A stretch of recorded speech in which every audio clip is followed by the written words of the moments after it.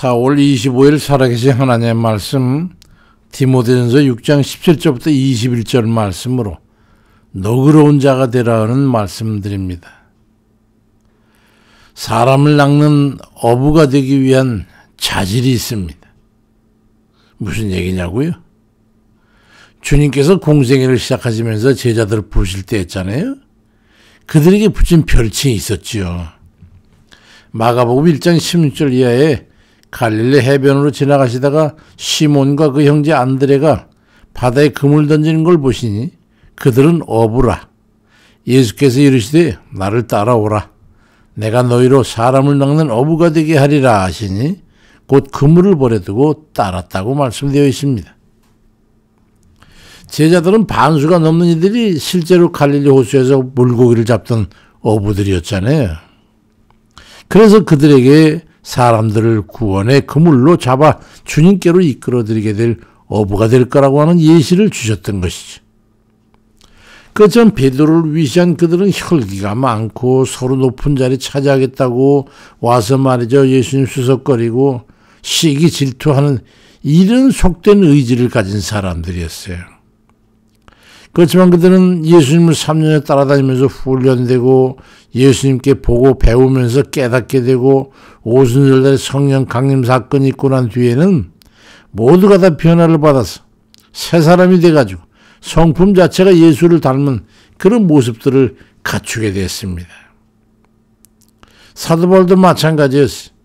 다메섹 도상에서 주님을 만난 후 다수에서 14년여를 연단의 세월을 보내면서 변화를 받아가지고 그리스도의 품성을 갖추게 되어 드디어 출세해서 안디옥 교회에 심을 때쯤에는 사도다운 품성을 갖추게 돼가지고 이방의 사도로서 놀라운 역사를 이루게 됐던 겁니다. 그러면서 아들 같은 제자 디모데에게 디모데전서 6장 11절 이하에 내가 이 세대에서 부한 자들을 명하여 마음을 높이지 말고 정함이 없는 재물에 소망을 두지 말고 오직 우리에게 모든 걸 후히 주사 누리게 하시는 하나님께 두고 선을 행하고 선한 사업을 많이 하고 나누어 주기를 좋아하고 너그러운 자고 되게 하라고 하는 그런 그리스도의 복음을 받은 자로서의 인격체로 성장해 가라고 지침을 주었던 겁니다. 왜 그랬을까요? 그리스도인 된 우리는 모두 어부로서의 사명이 있기 때문입니다. 세상이라는 바다에서 죄인들을 건져내가지고 하나님의 천국으로 넣어야 되는 사명입니다. 왜냐하면 우리는 주님께서 구원의 사명을 감당하기 위해 공생애를 다 사용하셨고 후회된 우리에게 그걸 부탁하고 가셨기 때문입니다. 사람을 낚는 사명은 결국 우리에게 주어진 공통된 명제입니다.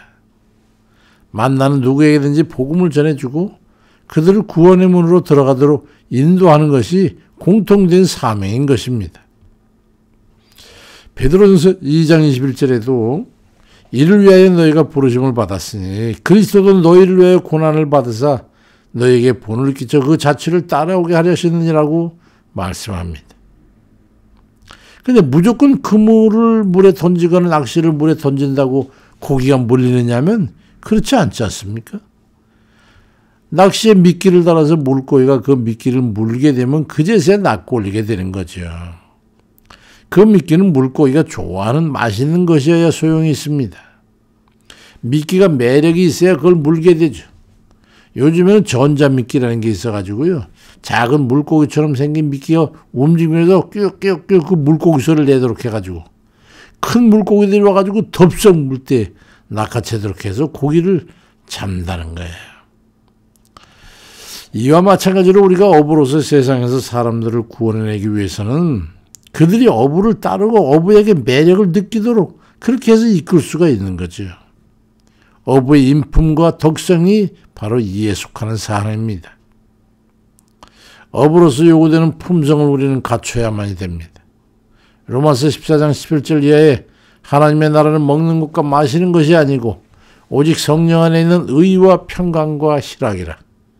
이로써 그리스도를 섬기는 자는 하나님을 기쁘시게 하며 사람에게도 칭찬을 받느니라.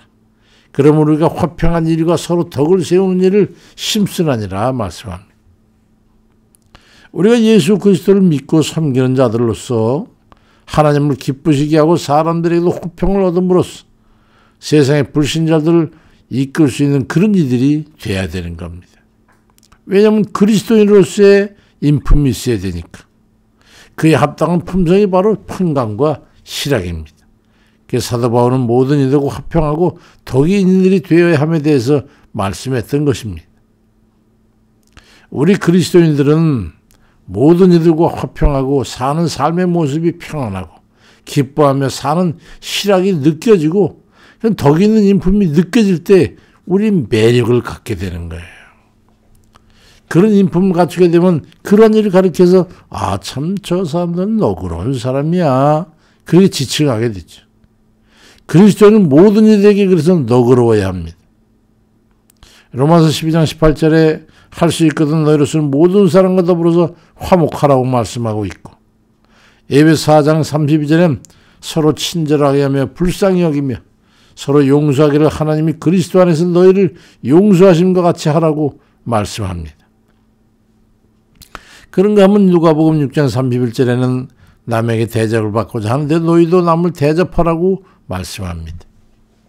그리스도인인 우리가 모든 이와 화목하고 누구든지 친절히 대하며 모든 이에게 관용하며 오는 이들을 마음을 다해서 대접하는 그런 이들이 되어야 합니다. 우리 마음의 진심으로부터 우러나서 말이죠. 그렇게 할 때에 우리 그리스도인 덕이 그들에게 너그러움으로 비치고 그들이 우리도 저들과 같이 살고 싶다는 욕구를 불러일으켜서 그들을 하여금 낚싯밥에 걸린 물고기처럼 그리스도에게 잡힌 바 된 그런 이들이 되게 되는 거지. 그런 이들이 복음을 전하고 주께로 인도할 때 그들이 우리를 통해서 구원의 길로 접어들게 되지 않겠습니까? 그런 그리스도인들과 함께 협력하고 동행하며 교제하며 살아가는 게 얼마나 좋겠습니까? 시편 133편 1절에는 보레 형제가 연합하여 동거하며 어찌 그리 선하고 아름다운고 참 보기에도 좋단 말이죠. 매력적 아니겠어요? 오순절 성령 강림 후에 초대교회에 일어났던 신앙 공동체 그 모습을 다 아시죠? 내 것이 없이 그렇게 살던 그 그리스도인들의 이상 모습이 우리의 이상향이 돼야 되는 거예요. 그러기 위해서 이기적인 다툼과 인색함이나 경쟁심이나 질책을 넘어서 너그러운 이들이 돼가지고 하나님 앞에나 사람 앞에서 그리스도인으로서 덕을 세우는 그런 이들 다 되시길 주의 이름으로 축원드립니다. 아멘이죠.